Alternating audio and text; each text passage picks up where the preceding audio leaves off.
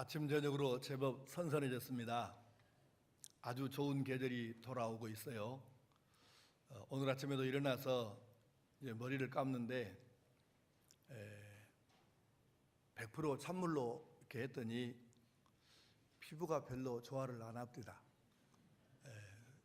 선뜨거니 별로 느낌이 안 좋더라고요. 얼마 전까지만 해도 찬물로 이렇게 해도 그냥 미지근해가지고 느낌이 안 좋았는데 벌써 이렇게 찬물이 안 좋은 걸 보니까 계절이 확실히 바뀌어지고 있어요. 조금 후면 모두의 입에서 추수, 결실, 수확, 결산 이런 단어들이 나오게 되겠죠. 이 가을의 초입 문턱에 서서 오늘 한 가지 깊이 생각해 볼 문제가 있습니다. 농부의 입장이라고 하면 이렇겠죠. 이제 한 달 이어 뒤에면 수확할 것이 많이 있는가? 그것은 그동안에 이른 봄부터 얼마나 많이 심었는가, 얼마나 좋은 것을 심었는가, 잘 관리했는가, 여기에 따라서 결정이 되겠죠. 그러면서 우리는 혹시 내가 이 가을에 거둘 것이 없다면 뭔가 부족한 것이 있었다는 뜻이 되지 않겠습니까? 늦었다고 생각할 때가 빠른 때라고 우리는 그렇게 배웠는데 지금 늦었다고 생각할 것이 아니라 지금이라도 부족한 부분을 메꿔가면 가을에 수확할 것이 늘어날 것이고 단기적으로 보면 그렇지만 장기적으로 멀리 길게 보면 인생 전체를 결산지어야 할 날이 올 때에 그때에 내가 풍성한 결실을 거두기 위해서 지금 부족한 것을 메꾸는 작업이 있어야 할 터인데 내게 부족한 그게 무엇일까? 이것을 찾는 것이 아주 중요합니다. 오늘 신약성경 본문의 내용은 이런 얘기예요. 한 사람이 예수님께 나왔답니다. 그런데 이 사람 신분이 재미있어요. 나이는 젊고 돈은 아주 많고 그리고 관직에 있고 몇 급인지는 모르겠는데 하여튼 관직에 있고 그리고 율법에도 해박하고 정통했으니까 이 정도의 사람을 찾으려면 그렇게 많지 않습니다. 그러니까 꽤 괜찮은 사람이다 이렇게 평가할 수 있는 사람이에요. 그런데 이 사람이 왜 왔을까? 예수님께 와서 이렇게 질문하는 거예요. 선생님, 내가 무엇을 해야 영생을 얻고 천국에서 상 받을 만한 사람이 될까요? 그러니까 이 말씀에는 굉장한 교만이 들어있어요. 나는 시방 할 것을 율법이 규정한 건 다 했거든요. 근데 뭐가 아직도 부족할까요? 좀 이 뜻이거든요. 그러니까 예수님께서 이 말씀을 들으시고 이렇게 얘기하신 거예요. 너에게 아직도 한 가지 부족한 것이 있다. 예수님께서 여러 가지라고 하시지 않았어요. 한 가지라고 하셨어요. 근데 그 한 가지가 뭐냐면 결정적인 것이에요. 이것 없으면 안 되는 것. 결정적인 것이 이 사람에게 없는 거예요.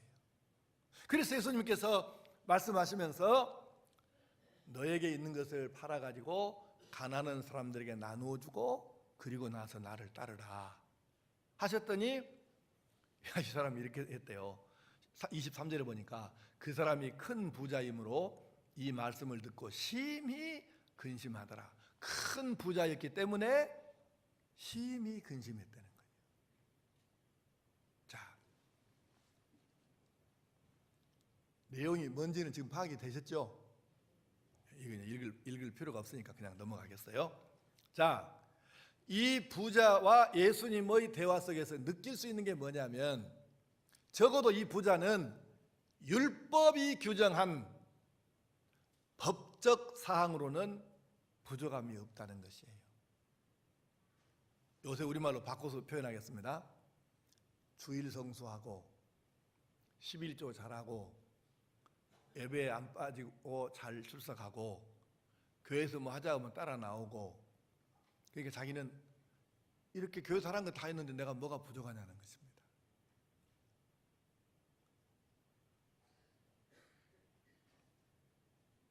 유럽이나 미국에 뭐 그런 사람이 얼마나 많은지를 모르겠는데 이런 일이 있다고 해요.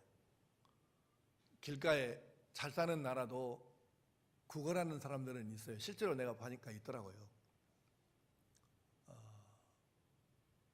뉴욕에 가가지고도 공원에 가가지고 깜짝깜짝 놀란 적이 저도 있거든요.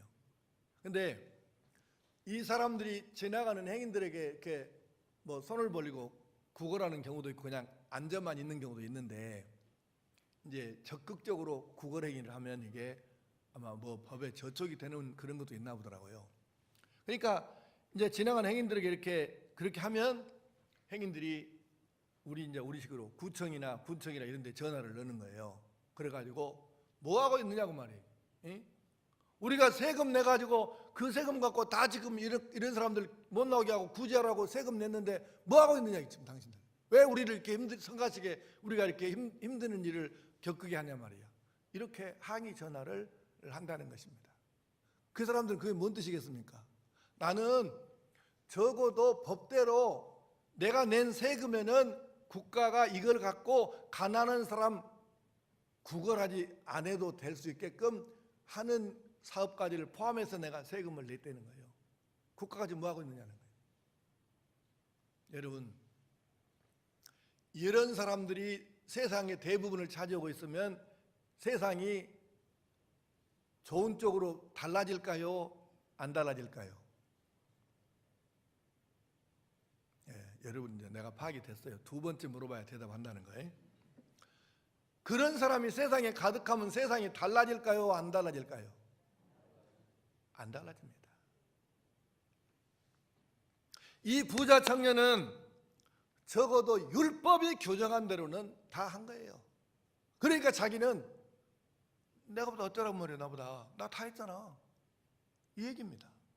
그러나 정작 자기 옆에서 가진 것이 없으면 할 말 없지만 자기는 큰 부자인데 자기 주변에서 굶어서 힘을 못 쓰고 일을 못하고 일자리가 없어서 지금 가족 부양을 못하고 이런 사람들이 자기 주변에 널려 있는데 이것에 대해서는 자기는 법적인 의무를 다했으니까 내가 여기까지 할 것은 내 일이 아니라는 거죠.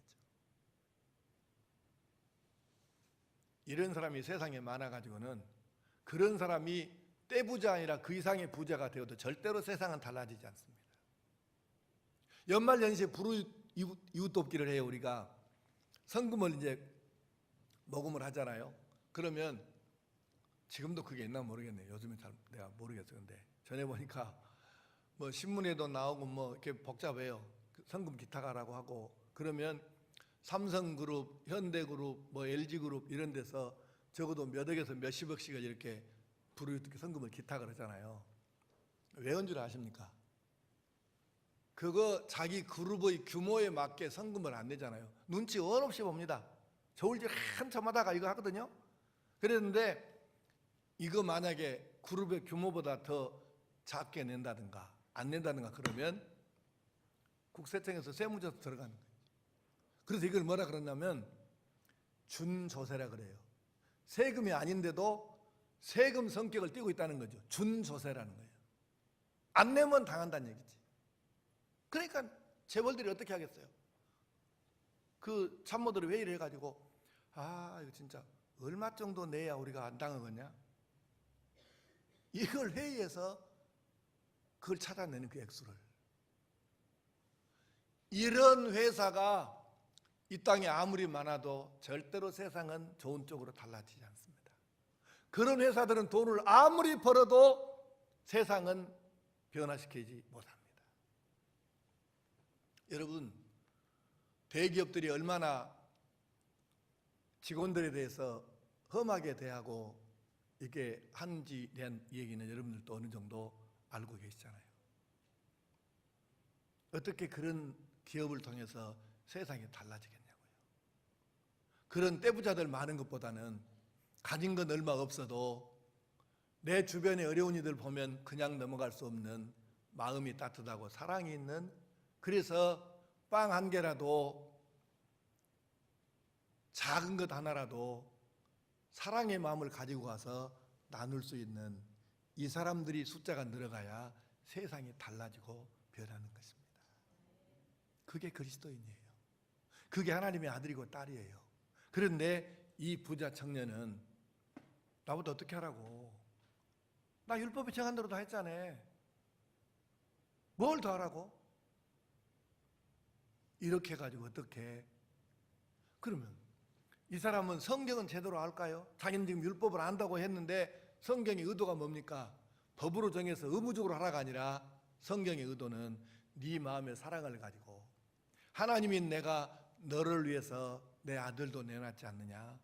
너도 이게 사랑인 것을 알고 네 마음이 사랑하기 때문에 저 사람을 저 영혼을 불쌍히 여기기 때문에 견딜 수가 없어서 함께 나누고 손잡아주고 위로해주고 격려해주고 이 사랑의 마음, 사랑의 발로 이것이 성경이 의도한 바 하나님의 말씀의 뜻인데 이것을 놔두고 이 성경을 법조문 해석하듯이 그렇게 적용하면 여러분 우리가 어떻게 되겠어요?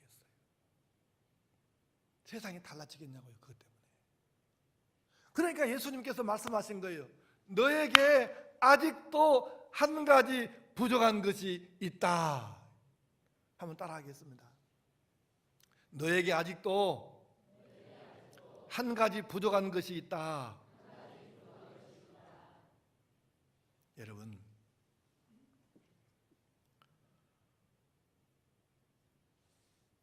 사람이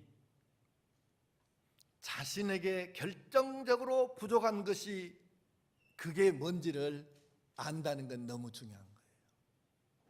왜냐하면 마지막 심판대 앞에 섰을 때는 내가 나를 합격, 불합격, 잘했다, 못했다, 인생을 잘 살았다, 못 살았다 내가 판정을 하는 것이 아니고 하나님이, 예수님이 그걸 판정을 하시는데 그 판정관이신 예수님께서 현재 지금 우리들의 삶의 모습을 보시고 너 이것 때문에 너는 참 안 되겠네 이렇게 생각하시는 거 있다면 그 부족한 그 한 가지를 빨리 찾아서 메꿔야 하지 않겠습니까?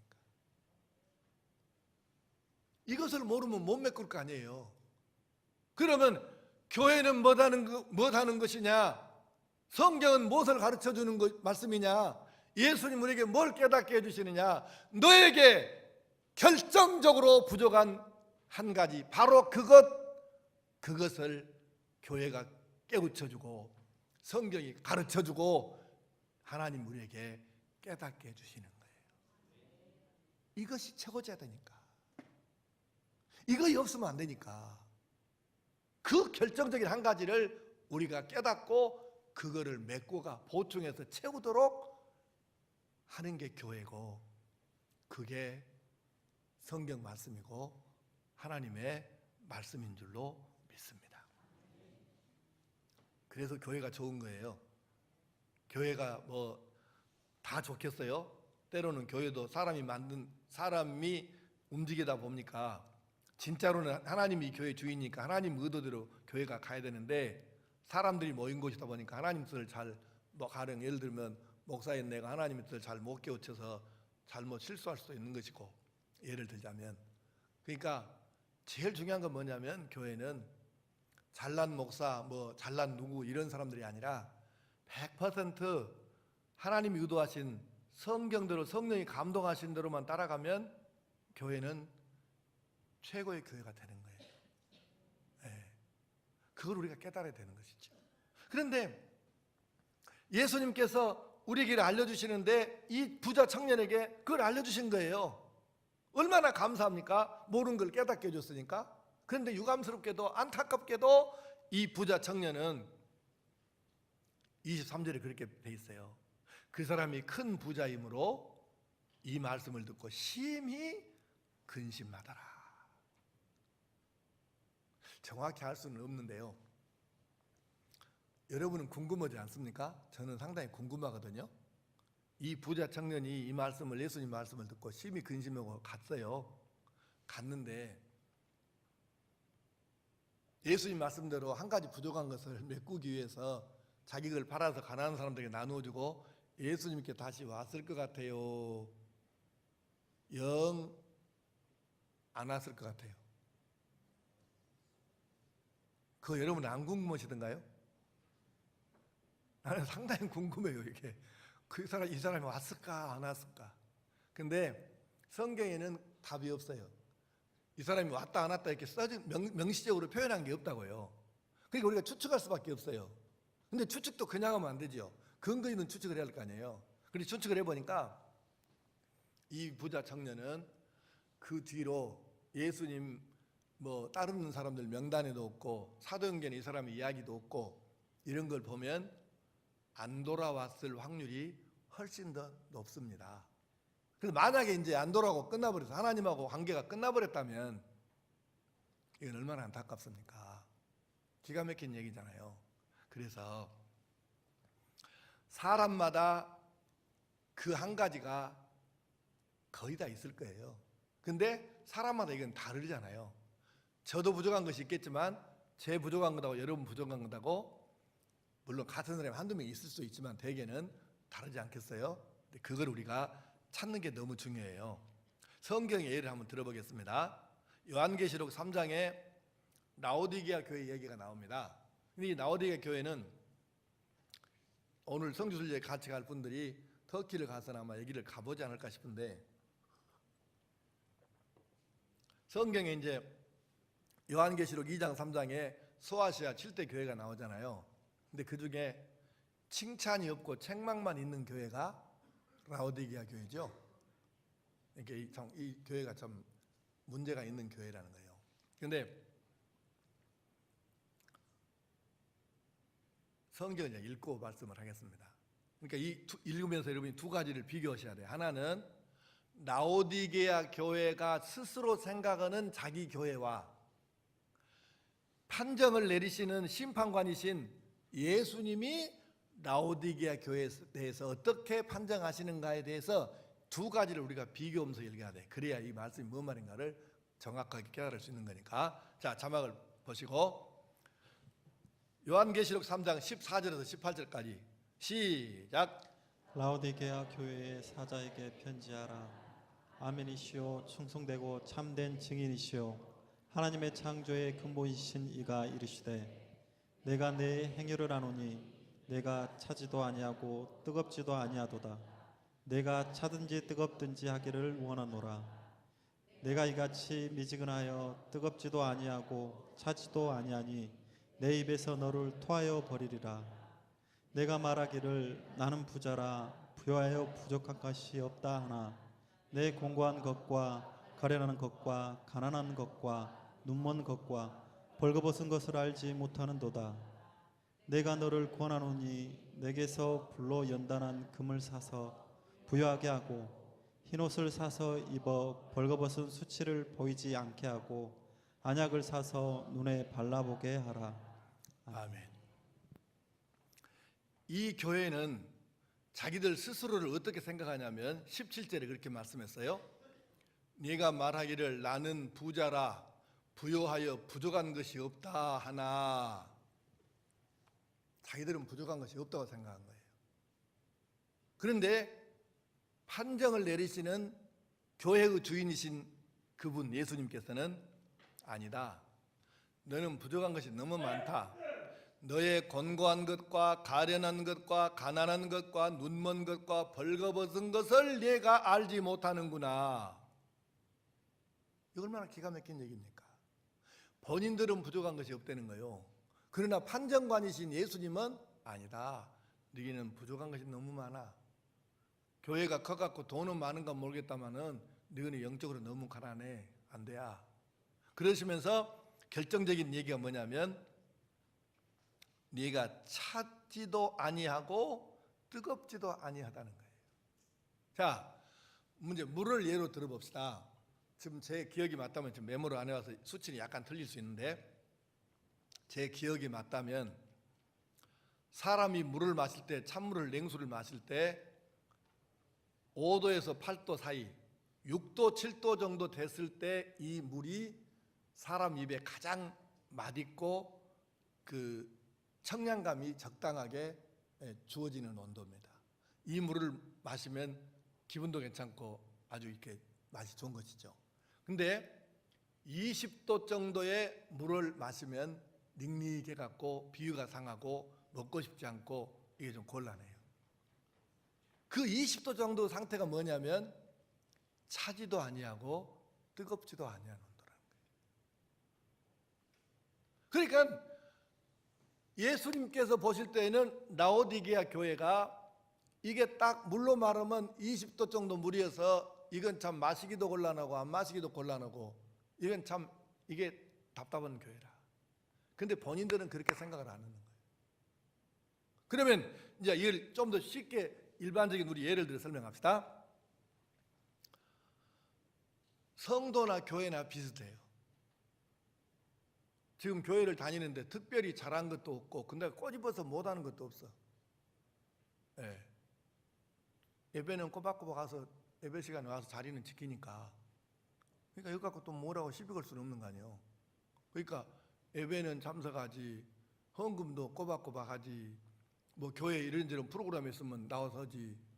그러니까 근데 특별히 교회에서 또 뭐 티나게 열심히 열정을 가지고 막 꿈을 가지고 막 이리 뛰고 저리 뛰고 뭐 이러는 것도 없으니까 아주 뭐 잘한다는 것도 내놓을 것이 없고 그러다 해서 꼭 또 못하는 것도 또 뭐 그렇게 말하기도 어렵습니다. 애매하지요. 이것도 아니고 저것도 아니라. 그러니까 또 교회라는 것도 마찬가지 그래요. 그냥 교회가 적당히 인원 모이고 뭐 이러면은 새로 나가서 영혼 구원하자 하나님의 마음으로 영혼을 품자 이렇게 해야 되는데 교회가 좀 숫자가 어느 정도 모아지면 이게 열정이 식어져 갖고 그냥 오면 오는 대로 이게 바로 차지도 않고 뜨겁지도 않은 교회입니다. 기도 생활도 그냥 그럭저럭 예배하는 것도 그럭저럭 헌금하는 것도 체면 유지는 서는 그럭저럭 전도는 마지못해서 허락하니까 그냥 나가서 한번 해보는 거고 이런 정도 되면 이게 바로 차지도 않고 뜨겁지도 않은 뜨뜻미지근한 바로 이 상태라. 라오디게아 교회는 잘한 것도 없고 못한 것도 없어요. 그저 그런 것이죠. 개미 쳇바퀴 돌도 도는 것입니다. 그래서 주님께서 너는 안 된다는 거예요. 토하여 내버리겠다는 거예요. 여러분 그 라오디게아 교회 유적을 가보면요 2장 3장에 나오는 이 7교회가요 다 보면 기둥이라도 허다못해 기둥이라도 남아있고 옛날 예배당이 벽이라도 남아있어요.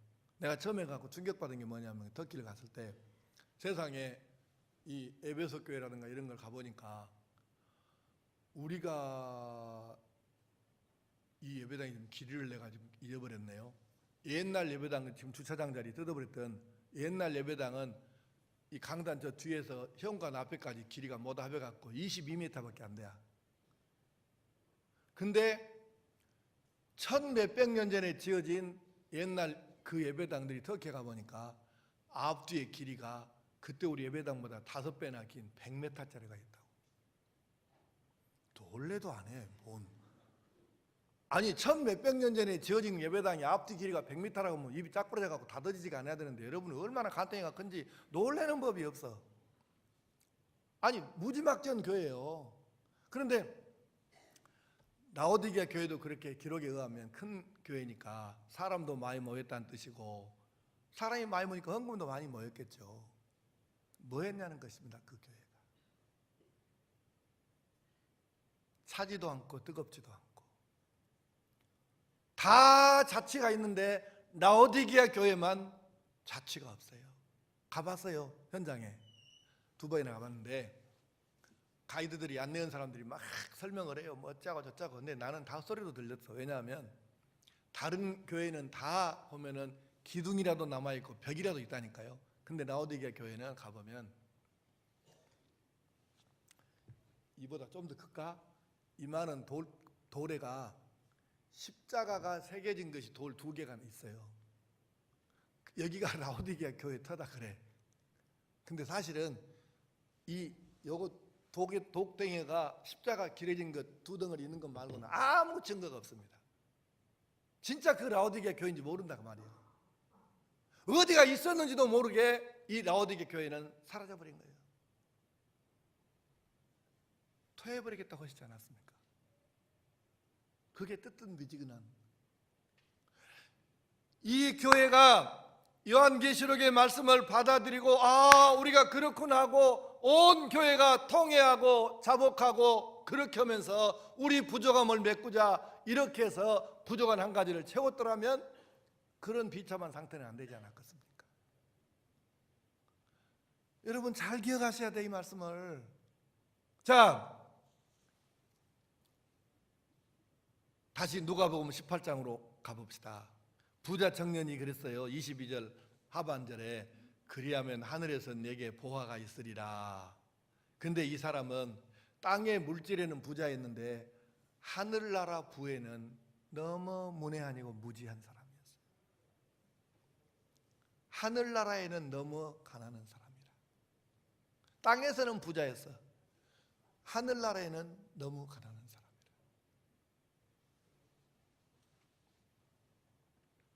여러분, 만약에 이 부자 청년이 이대로 끝나버려 갖고 영원히 구원을 못 받았다 하면 이 사람은 땅의 물질 부자 때문에 모든 것을 잃어버린 사람이 되잖아요. 얼마나 안타깝냐고요. 사랑하는 성도 여러분, 이 부자 청년이 예수님 말씀을 듣고 그대로 받아들이고 자기의 부족한 것을 메꿔서 하늘에서 내려오는 보화를 받아들였더라면 이 사람의 인생이 얼마나 달라졌겠습니까?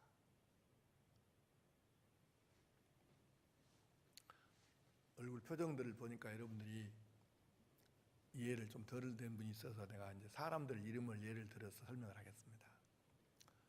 창세기에 보면 에서라는 사람이 나오잖아요. 이 사람도 여러모로 조건이 뛰어난 사람이잖아요. 사냥꾼에다가 큰아들에다가 부자에다가 대단한 사람이에요. 에서도 사실 알고 보면 우리가 그 장자권을 뺏겨서 그 사람 우리가 취급을 안 해줘서 그렇지 원래대로 하면 그 사람 굉장한 사람이잖아요. 그런데 뭐가 하나 이 사람 부족했을까요? 인내심이 부족했죠. 배고플 때 이걸 못 참아갖고 장자의 명분을 동생한테 팥죽 한 그릇 팔아먹어버렸으니까 배고픈 것 인내 참는 걸 못해갖고 이 인생 완전히 망해버렸지 않습니까? 이 사람에게 부족한 것은 참고 견디는 인내심이 없었다는 거예요. 또 이스라엘의 첫 번째 왕이 누구죠? 사울입니다. 이 사람이 왕으로 뽑힐 때 얼마나 겸손했냐 하면 자기가 왕 제비받는데 자기가 뽑혔다는 얘기를 듣고는 놀래갖고 창고에 들어가고 짐짝 속에 숨어버렸어. 와, 아이고 나 같은 놈이 뭔 왕 이러고 얼마나 겸손합니까?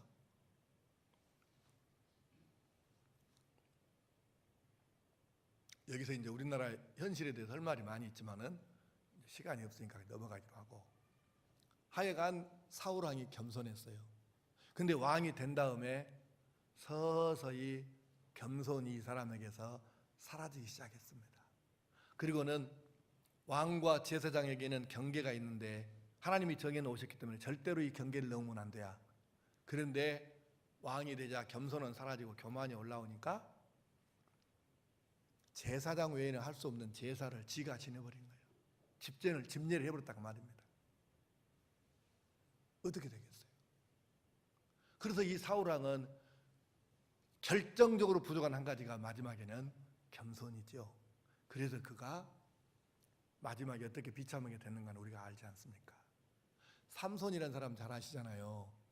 얼마나 힘이 뛰어난 사람이었습니까? 그런 조건 가진 사람이 또 얼마나 있냐고요. 그런데 절제를 못해가지고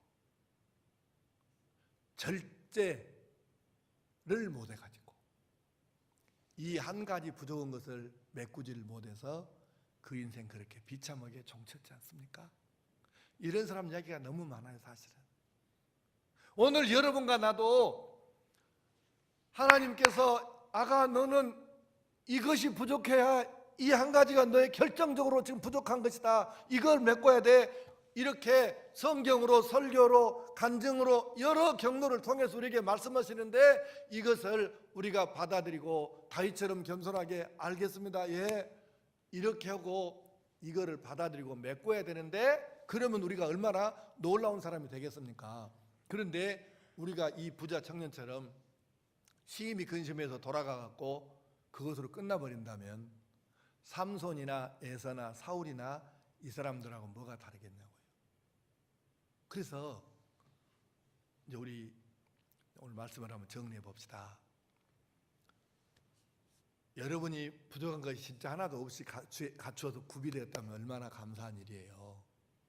그런데 만약에 우리가 한 가지 결정적으로 부족한 것이 아직 내게 있다면, 예수님 말씀을 그대로 빌려서 말하면 너에게는 아직도 한 가지 부족한 것이 있는데, 이것이 우리에게도 있다면 빨리 그거를 깨달아서 그것이 뭔지를 찾아가지고 그것을 메꾸는 일을 오늘부터 해야 하지 않겠냐 그 말입니다.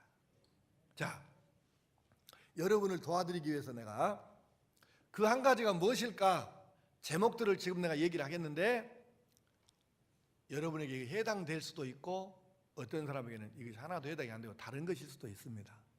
그걸 한번 제목을 불러볼 거니까 여러분이 기도하는 마음으로, 묵상하는 마음으로 들어보시면서 이게 딱 전기통 온 것처럼 이 단어가 딱 말이 귀에 들릴 때 전기통 온 것처럼 딱 오는 게 있으면 이것이 여러분의 그것입니다. 아닌 사람은 다시 찾아보십시오. 자, 말씀 묵상, 매일의 말씀 묵상, 매일 기도 생활, 말씀에 대한 실천, 하나님 앞에서의 내 마음의 순수함, 그리고 영혼 사랑 전도, 예배 성공, 영으로 드리는 찬양, 구원의 확신과 감격, 섬김, 달란트 활용, 하나님께 내가 헌신하고 예물봉헌하는 것, 하나님과 교회에 충성하는 것, 하나님께서 내게 주신 비전, 꿈, 사랑하는 것, 사람들을 배려하는 것, 사람들하고 협력하고 협동하는 것, 영력, 정결과 성결, 믿음의 열정, 겸손, 이 외에도 물론 많이 있죠. 하나님께서 너는 이것이 부족하다 하고 말씀하시는 한 가지를 우리가 그걸 찾아서 메꾸는 일을 오늘부터 시작하면 우리 인생이 달라지게 될 줄로 믿습니다. 그래, 이걸 찾아야 되는 거예요. 그래서 그걸 메꾸고 보충하고 채우고, 그러면 우리가 이 땅에서도 온전하려니와 하늘나라 갔을 때에 하늘나라에서 풍성한 우리가 상급을 받고 결실을 거두게 되지 않겠습니까? 이 가을의 문턱에 서서 추수할 때를 내다보면서 무엇을 내가 더 보태야 진짜 온전하게 많이 거둘 수 있을까? 이걸 생각하면서 하나님께서 말씀하시는 내게 부족한 그 한 가지, 이걸 반드시 이번에 찾아서 오늘부터 그것을 메꾸는 작업을 시작하므로 우리 인생의 수확철에 인생을 결산할 시기가 왔을 때에 풍성하게 거두고, 그리고 하나님께 영광을 돌리고 하나님께 더 귀하게 쓰임을 받고 상 받을 수 있는 그런 하나님의 사람으로 살아갈 수 있기를 축복합니다. 기도하십시다. 아버지 하나님, 누가복음